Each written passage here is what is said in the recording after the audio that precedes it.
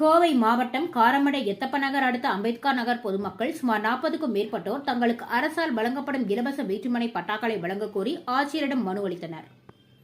கோவை மாவட்டம் காரமடை எத்தப்ப நகர் அடுத்த அம்பேத்கர் நகரை சேர்ந்த ஊர் பொதுமக்கள் சுமார் 40க்கும் மேற்பட்ட குடும்பத்தினர் இன்று கோவை மாவட்ட ஆட்சியரிடம் தங்களுக்கு வீட்டுமனை பட்டாக்களை வழங்கக் கோரி மனு அளித்தனர்.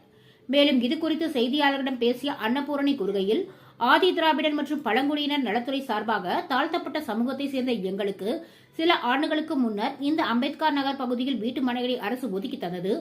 நாங்கள் கடந்த 3 ஆண்டுகளாக இந்த பகுதிகளில் வீடுகளை கட்டி வசிக்க ஆரம்பித்தோம். எங்களின் அனைத்து அடையாள அட்டைகளும் இதே முகவரியில் மாற்றி தற்போது வசித்து வருகின்றோம்.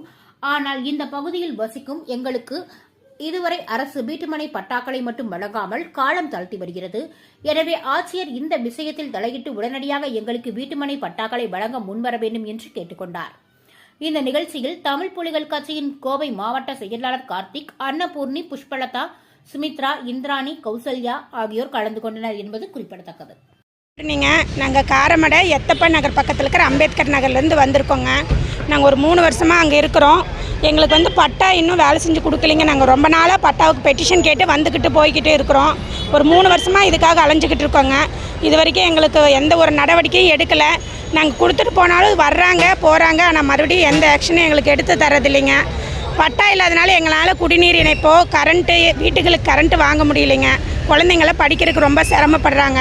வயசானவங்க, கர்ப்பிணி பண்ணுங்கன்னு எல்லாருமே இருக்கிறோம். குழந்தைங்கள வச்சுட்டு எல்லாருமே இருக்கிறோம். கரண்ட்டு இல்லாதனால எங்களுக்கு ரொம்ப சிரமமாக தான் இருக்குங்க. வீடுகளுக்கு கூடிய சீக்கிரம் எங்களுக்கு ஏதாவது ஏற்பாடு பண்ணி கொடுத்தீங்கன்னா கொஞ்சம் ஹெல்ப்பாக இருக்குங்க.